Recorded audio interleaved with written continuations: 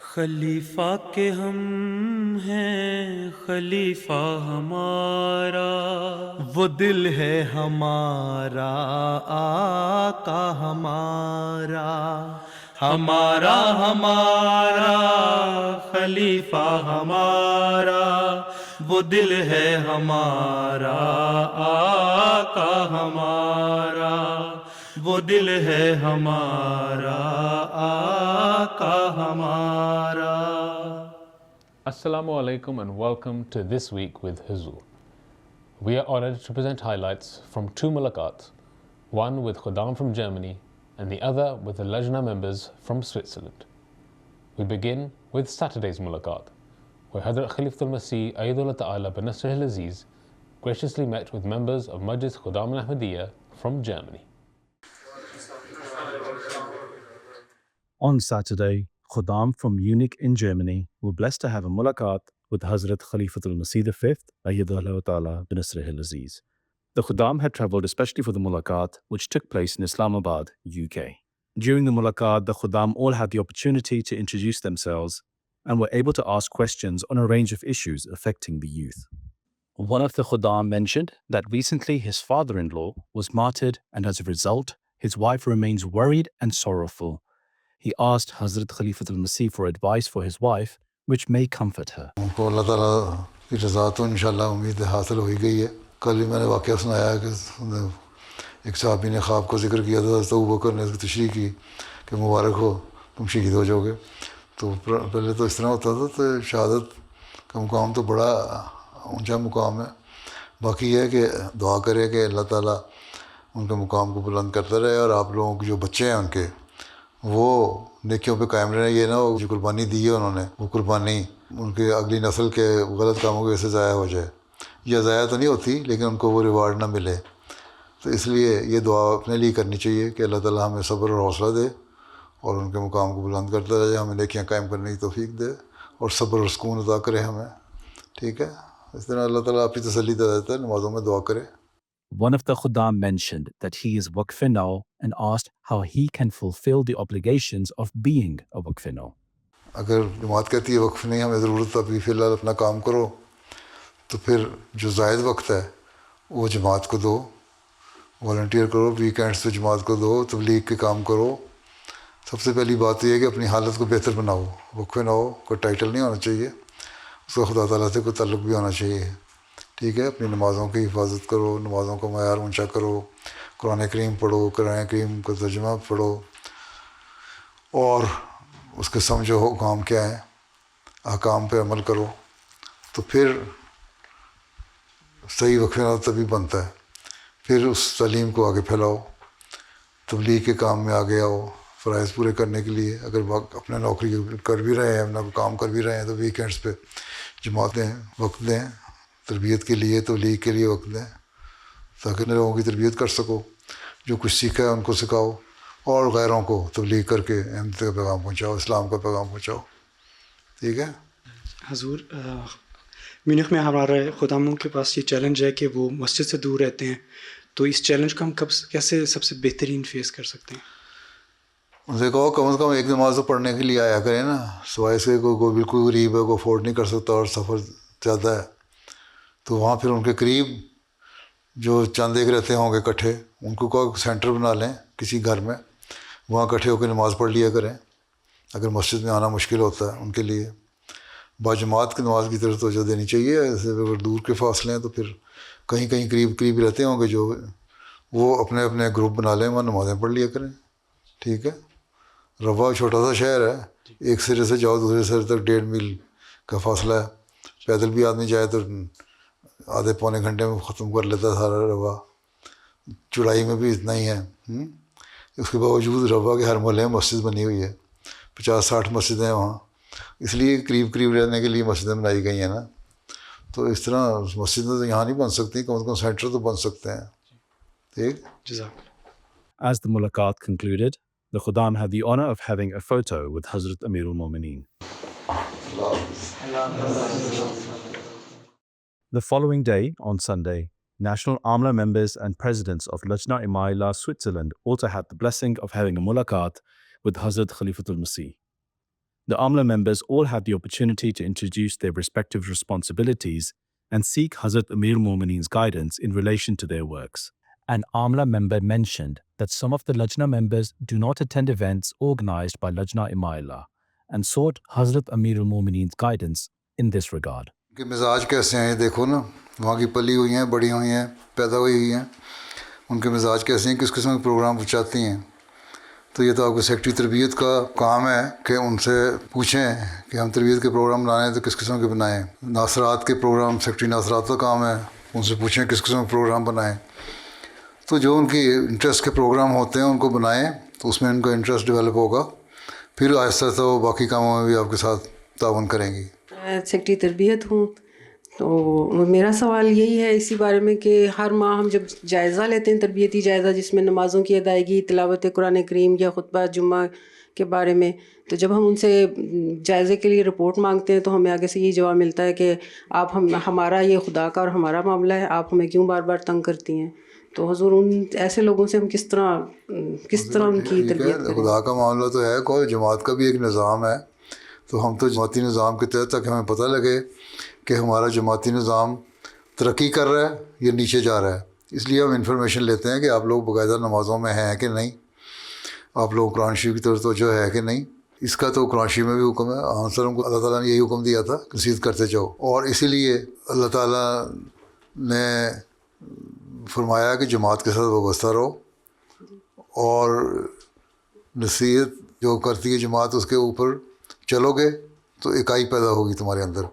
اور جب تم یہ ساری باتیں کر رہے ہوگے تو تبھی ہوگا. اگر ہم کوئی کہتے ہیں ہمیں کچھ نہ کہو تو پھر اللہ تعالیٰ کو کیا ضرورت تھی یہ کہنے کی کہ مردوں کو کہ نماز باجماعت ادا کرو، یا عورتوں کو کیوں کہنے کی ضرورت تھی کہ تم لوگ قرآن کریم بھی پڑھو، نمازیں بھی پڑھو، گھر کے فرائض بھی ادا کرو، حقوق اللہ بھی ادا کرو، حقوق العباد بھی ادا کرو. اس کی تلقین کرنے کا ذکر ہے، اور یہی آنسر کو حکم ہے کہ نصیحت کرو اور کرتے چلے جاؤ. تمہیں نصیحت کرنے والا بنایا ہے کو، اس لیے ہم کرتے ہیں. باقی یہ جماعت کی اکائی کے لیے ضروری ہے کہ آپ لوگوں سے پوچھا جائے تاکہ ہمیں پتہ لگے ہم ترقی کر رہے ہیں یا نیچے جا رہے ہیں. ہم اس کے مطابق پروگرام بناتے ہیں. تو یہ کہہ دینا کہ ہمارا خدا کا معاملہ یہ ٹھیک نہیں ہے. اگر اتنی ہی بات تھی تو حضرت صلی اللہ علیہ وسلم نے کیوں فرمایا تھا کہ جو لوگ نمازیں پڑھنے نہیں آتے، عشاء کی نماز پہ نہیں آتے، فجر پہ نہیں آتے، تو میرا دل چاہتا ہے کسی کو امام مقرر کر کے جاؤں اور ان کے گھروں کو آگ لگا دوں. آپ تو بڑے رحم دل تھے. یہ بات بتاتی ہے کہ توجہ دلوانا اور یہ کہنا کہ تم لوگ نمازیں پڑھو یا یہ جماعتی کاموں میں شامل ہو یا قرآن کریم پڑھو اور اس کی تعلیم پہ عمل کرو، یہ ضروری ہے. قرآن کریم کی تعلیم بھی یہ کہتی ہے، حضرت صلی اللہ علیہ وسلم کا عمل بھی یہ کہتا ہے. آپ بار بار نصیحت کروایا کرتے تھے صحابہ کو. حضرت مسیح علیہ السلام بھی بار بار اس زمانے میں ہم نے مانا ہے. اگر آپ کو تو آپ بھی حضرت صلی اللہ علیہ وسلم کی سنت کی پیروی میں یہی کہتے ہیں کہ نصیحت پہ عمل کرنا چاہیے اور جماعتی تعاون کرنا چاہیے تاکہ جماعت کی مضبوطی شامل ہو. باجماعت جو نمازیں پڑھنے کا بھی حکم اس لیے ہے. اپنے مردوں کو کہیں نمازیں پڑھا کرو، جا کے بچوں کو کہیں نمازیں پڑھا کرو. کل کو بچے بھی بگڑ جائیں گے، وہ بھی کہیں گے ٹھیک ہے ہم آزاد ہیں، ہمیں نہ دین کے معاملے میں کہو. پھر یہ بعد میں روتے ہوئے آتے ہیں کہ ہماری لڑکی فلاں جگہ چلی گئی، لڑکا فلاں جگہ چلا گیا، اس نے یہ برائی پیدا ہو گئی، اس نے فلاں برائی پیدا ہو گئی. تو پھر یہ بھی شکایت نہ کیا کرو. پھر ٹھیک ان کو بھی آزادی دو، بچوں کو جو مرضی کریں، چاہے وہ شراب پئیں یا جوا کھیلیں یا زنا کریں، جو مرضی کرتے رہیں. کیوں روکتے ہو؟ لیکن بات پیار سے کرنی ہے، حکمت سے کرنی ہے. لیکن بلنٹلی اگر آپ کریں گے تو پھر لوگ آپ کو گلا کاٹنے لگ جائیں گے. A Lajna member mentioned that the vast majority of people in Switzerland explicitly state that they do not want any unsolicited mail posted through their letterboxes. She further mentioned that Jamaat members would often post tabligh leaflets and asked if this was appropriate. کیوں ڈالتے ہو؟ کوئی نہیں پسند کرتا تو وہ نکالے گا اور پھاڑ کے پھینک دے گا، اس کو فائدہ کیا ہے؟ جی وہ فون بھی کرتے ہیں مسجد میں اور پھر برا بھی مناتے ہیں. ٹھیک ہے تو ٹھیک کرتے ہیں وہ. پھر کیا کریں حضور؟ سڑک پہ کھڑے ہو، اسٹال لگاؤ، کہو یہ اسلام کی تعلیم ہے، یہ ہم دے رہے ہیں، اگر تمہیں دلچسپی ہے تو یہ لو پمفلٹ ہمارا، یہ لو، یہ پڑھو. تو جو خوشی سے لے کے جاتے ہیں اس کو دو. یہ تو نہیں ہے کہ ہم نے 2 لاکھ پمفلٹ تقسیم کرنا ہے اس لیے لیٹر باکس میں ڈال دیا، آسان کام کر دیا اور لڑکے اور بچے اور اطفال نکل آئے ایک مہم بنا کے اور لوگ کہہ دیا جی ہم نے بڑا کام کر لیا. یہ کوئی کام نہیں ہے. جس کام کا نتیجہ اچھا نہیں ہے اس کام کو کرنے کا فائدہ کوئی نہیں. ٹھیک ہے, انہیں کو دو جو خوشی سے لینا چاہتے ہیں. نوک کرو جا کے دروازے پہ, ان سے کہو یہ ہمارے پاس پمفلٹ ہے, آپ کے لیٹر باکس پہ تو لکھا ہوا ہے کہ نہیں ڈالنا, اگر آپ پسند کریں تو یہ لے لیں, نہیں ہے تو السلام علیکم وعلیکم السلام اور ہم جا رہے ہیں, اللہ آپ کو خوش رکھے. تو اچھے وشیز کے ساتھ ان سے چھٹی لے کے آ جاؤ تو وہ خوش ہو جائیں گے لوگ کہ ہاں کہیں گے ہاں بڑے با اخلاق لوگ ہیں, کم از کم ہمارے سے پوچھے تو کام کر رہے ہیں نا. وہ بھی ایک تبلیغ ہے. اس پمفلٹ سے زیادہ اچھی تبلیغ ہے کہ تم کانٹیکٹ کر کے لوگوں کو السلام علیکم کر لیا کرو. ہم ان لڑکیوں کی کیسے مدد کر سکتے ہیں جو بلینگ یا سماجی تنہائی کا شکار ہو کر دوسروں سے دور ہو گئی ہیں اور اس وجہ سے مسجد بھی آنا چھوڑ دیتی ہیں؟ اگر بلی اسکول میں کرتے ہیں اور تم لوگ ان کو ویلکم کرتے ہو اور ان کے جذبات کا خیال رکھتے ہو, ان پہ ہاتھ رکھتے ہو, ان کو گلے لگاتے ہو, تو وہ تمہارے پاس آنا کیوں چھوڑیں گی؟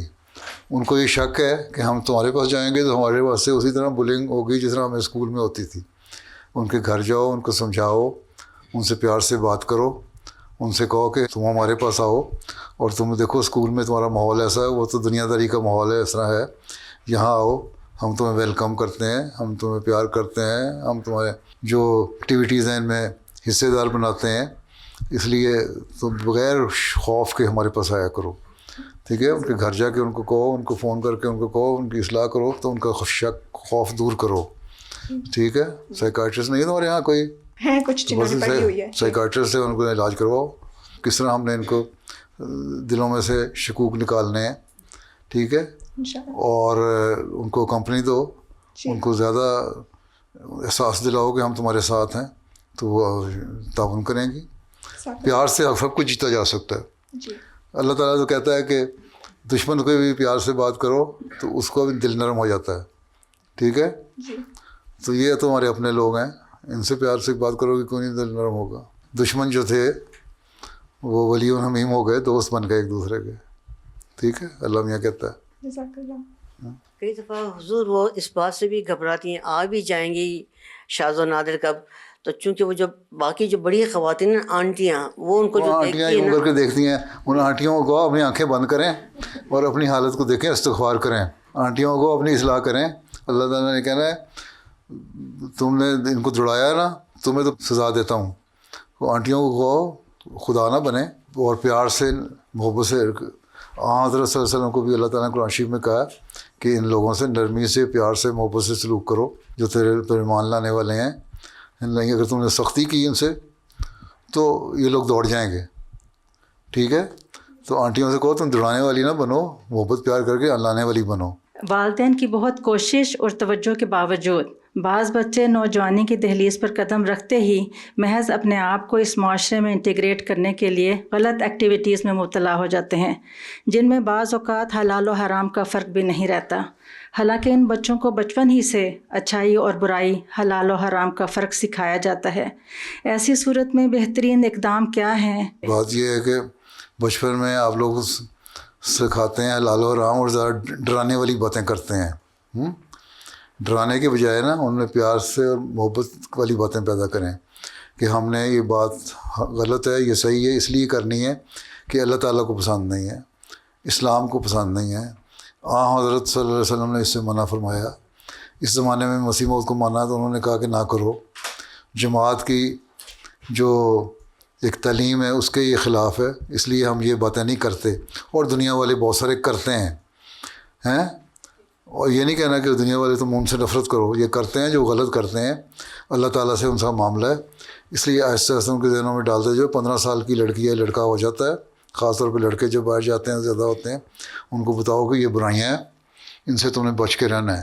اور یہ باپوں کا بھی کام ہے کہ بچوں کو اپنے ساتھ اٹیچ کریں اور ان کو سمجھاتے رہیں. اگر باپ ہی نمازیں نہیں پڑھ رہے اور سارا دن اپنی مجلسوں میں بیٹھے وارہ گردی کر رہے ہیں یا گھر بیٹھ کے انٹرنیٹ پہ فضول قسم کے پروگرام دیکھتے جا رہے ہیں, تو پھر بچوں پہ کیا اثر ہوگا؟ تو یہ اپنے گھر کے ماحول کو بھی تو پاکیزہ پہلے بنائیں نا. نصیحت کچھ ہے, عمل کچھ ہے, تو پھر بچے کہتے ہیں اچھا پھر ہم بھی یہی کریں گے جو ہماری مرضی ہے.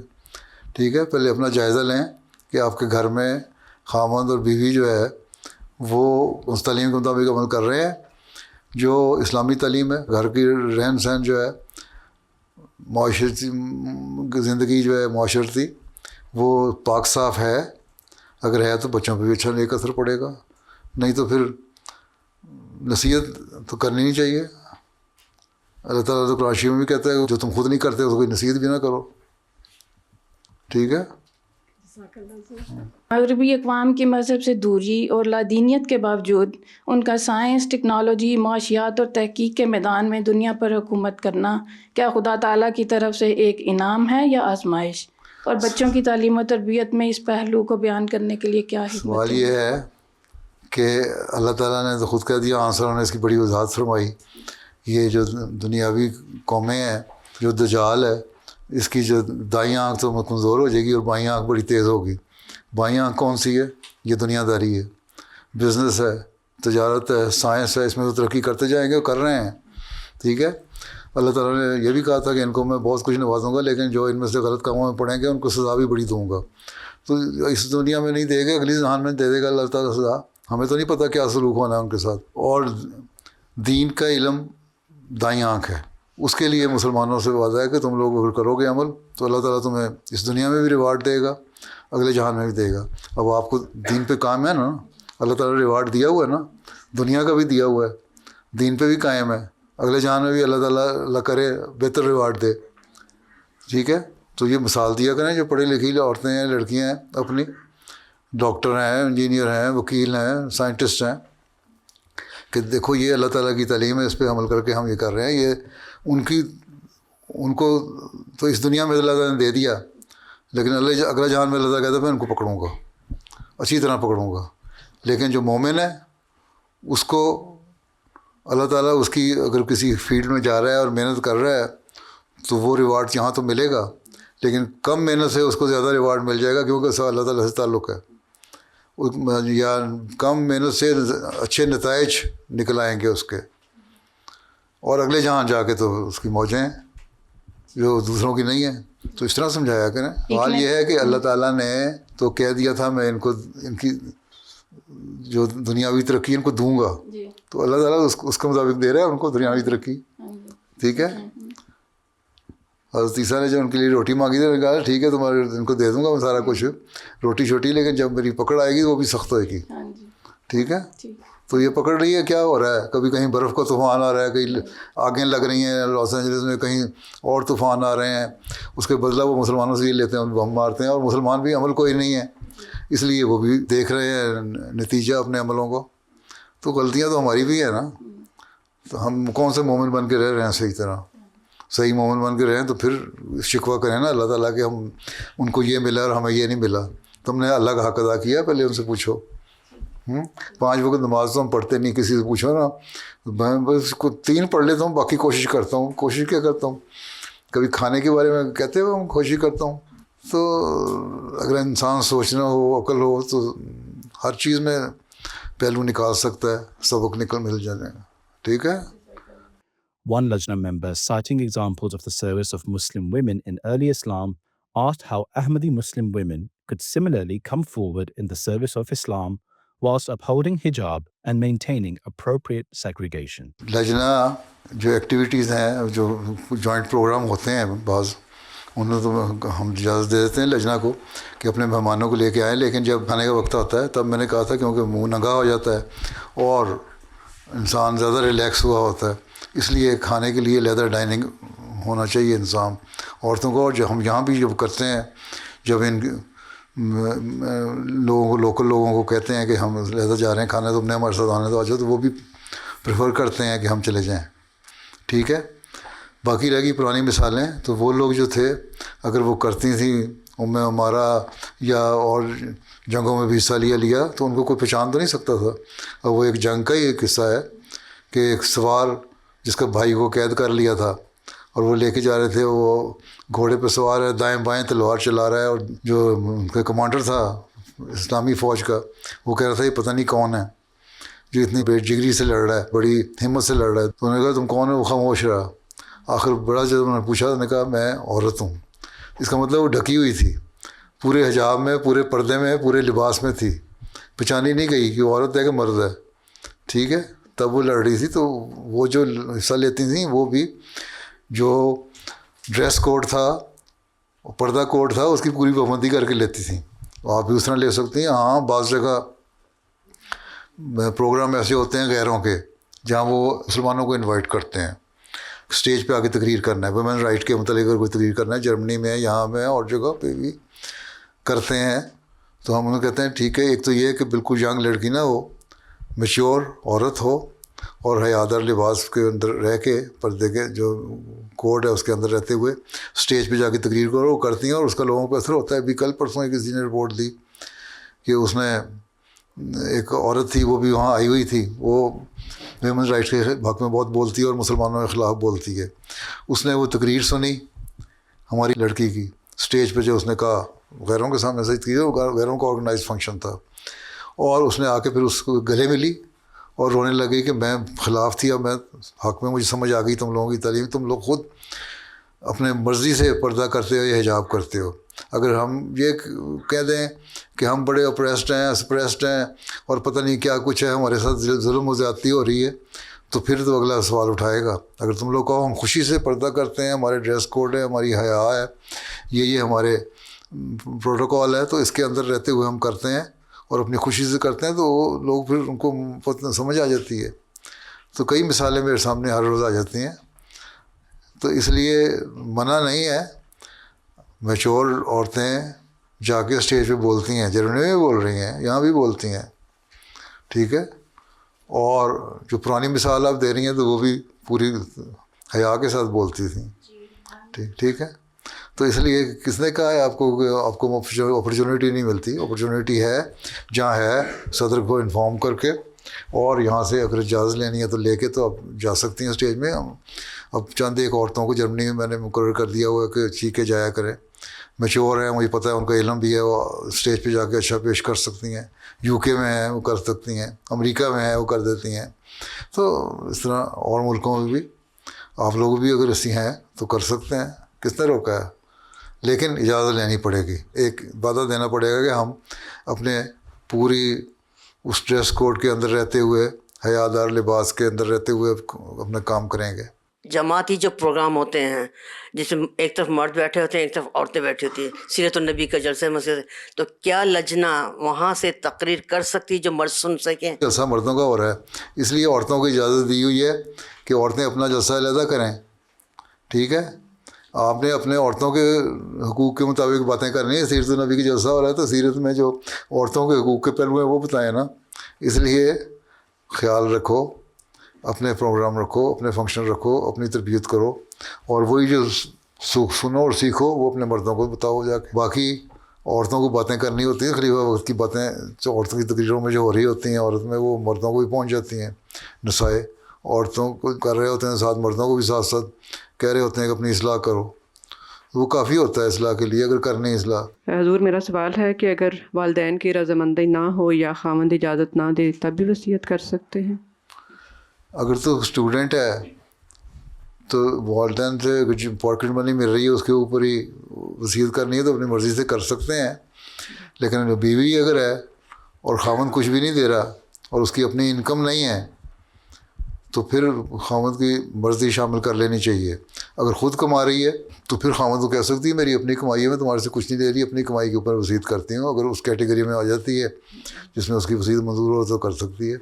لیکن گھر کے جھگڑوں کو اوائڈ کرنے کے لیے بہتر ہے کہ خاوند کو کانفیڈنس میں لے لو. پہلے ضرور لڑنا ہے, پہلی لڑائیاں کم ہو رہی ہیں جو مزید میں اضافہ کرنا ہے. شکریہ.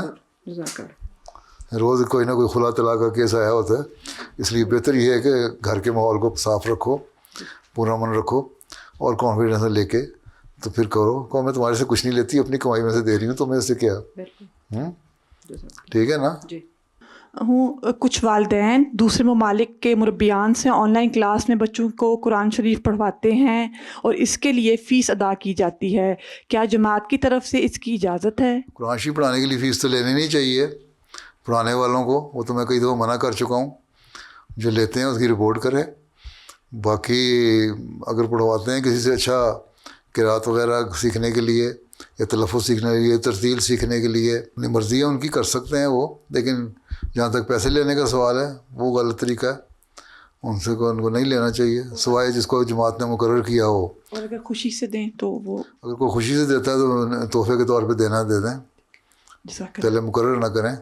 جی حضور, ایک چھوٹا سا سوال ہے. ابھی آپ نے شعبہ تربیت کے حوالے سے کہا تھا کہ پروگرام ایسے بنائیں بچیوں سے مشورے کرنے کے بعد تاکہ ان کا تعلق مضبوط ہو, شامل ہو, ان کو دلچسپی ہو.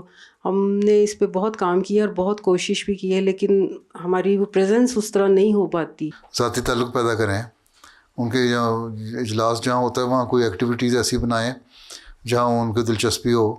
پڑھی لکھی لڑکیاں اگر ہیں تو کوئی سیمینار کوئی ٹاپک پہ کریں ہیں, اور بک کلب بنائیں جہاں بنایا ہوا ہے لڑکی عورتوں نے, لجنہ نے بک کلب بنائیں, ڈسکشن پروگرام بنائیں ہیں, کنٹمپریری ایشوز پروگرام بنائیں, اور پڑھی لکھی لوگوں کے لیے دوسروں کے لیے اور کوئی پروگرام ایسے چھوٹی موٹی کوئی مینا بازار ٹائپ چیز یا کچھ ایسی چیزیں کریں جس پہ وہ آ جائیں, ساتھ چھوٹا سا اجلاس بھی ہو جائے, نصیحت بھی ہو جائے. تو یہ تو دیکھ لیں کس قسم کے پروگرام نازل ہیں جس میں اٹریکشن پیدا کر سکتی ہیں. آہستہ آہستہ قریب لے آئیں ان کو تو پھر عادت پڑ جائے گی ان کو. یہ تو خود سوچنا ہے آپ نے, حالات کے مطابق ایکسپلور کرنے ہوتے ہیں, پھر فرسٹریٹ ہونے کی ضرورت کوئی نہیں, کوشش کرتے جانا ہے. جزاک اللہ. ٹھیک ہے, ہمارا کام کوشش کرنا ہے. اللہ میاں نے کہیں نہیں کہا کہ تم ایک جگہ کامیاب نہیں ہوتے تو بیٹھ جاؤ. ہمارا کام ہے کوشش کرنا, کرتے چلے جانا, تربیت کے لیے بھی اور تبلیغ کے لیے بھی. آسان راستے نہ ڈھونڈیں, مشکل راستے میں چلنا یہی اصل کام ہے. کہہ دیتے ہیں کہ پروگرام نہ رکھیں اب اس طرح کا کہ جس میں حاضری کم ہوتی ہے. اس کو ہم تو پروگرام رکھیں گے, حاضری ہم نے بڑھانی ہے, آپ لوگ آیا کریں. اللہ تعالیٰ نے یہ کب کہا ہے کہ جہاں جماعت میں 50 آدمی رہتے ہیں اور 5 جماعت نماز پڑھنے آتے ہیں اس لیے ہمیں نمازیں پڑھنی بند کر دو, پھر کہو مسجدیں بند کر دو.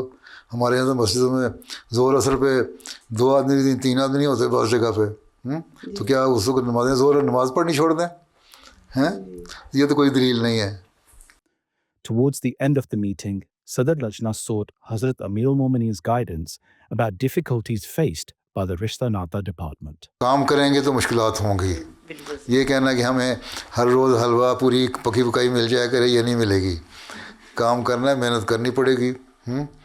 اور حلوہ پکانے کے لیے نا سوجی اگانے سے لے کے حلوہ پکانے تک سارے پروسیس اس میں سے گزرنا پڑے گا. 5-10% ایسے لوگ ہوتے ہیں بعض دفعہ, اچھے گھروں میں رشتے ہوتے ہیں, ٹوٹ جاتے ہیں. یدی کمپیٹنٹ نہیں, ہمیں پہلے پتہ نہیں لگا, تو میں ان کو یہی کہا کرتا ہوں پہلے تم لوگوں کو کچھ نہیں پتہ لگا, سوچ سمجھ کے دعا کر کے فیصلہ کرنا چاہیے تھا.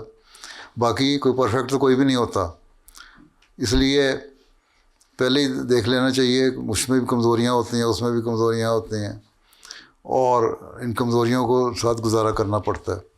ٹھیک ہے, باقی ان سے کہو اگر تم لوگوں کے میں لڑکی میں یہ کمزوری نظر آ رہی ہے یا لڑکی والوں کو لڑکے میں یہ کمزوری نظر آ رہی ہے, تو کیا تمہارے اندر یہ نہیں ہے؟ تمہارے اندر بھی ہیں. اپنے حالت کو دیکھو. ٹھیک ہے, اپنا جائزہ لینے کی عادت پڑ جائے نا اگر, تو لوگوں کے عیب و ہنر نظر نہیں آتے. اصل بات یہ ہے کہ ہم اپنے آپ کو بڑا پرفیکٹ سمجھتے ہیں حالانکہ ہمارے اندر بہت کمزوریاں ہیں. تربیت یہ ہے کہ یہ بھی روح پیدا کریں کہ اپنے حال کی خبر رکھو. ٹھیک ہے, کوئی پرفیکٹ نہیں ہوتا انسان دنیا میں. انسان کامل ایک پیدا ہوا حضرت صلی اللہ علیہ وسلم, باقی سب میں کمزوریاں ہیں. ٹھیک ہے, اس لیے ایک دوسری کمزوریوں کو نظر انداز کرو. ٹھیک ہے, چلو پھر اللہ حافظ. السلام علیکم. Those were highlights from mulaqats that took place last weekend.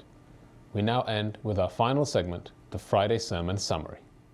In today's Friday sermon, Huzur, may Allah be his helper, spoke regarding incidents of the companions of the Holy Prophet sallallahu alaihi wasallam during various expeditions.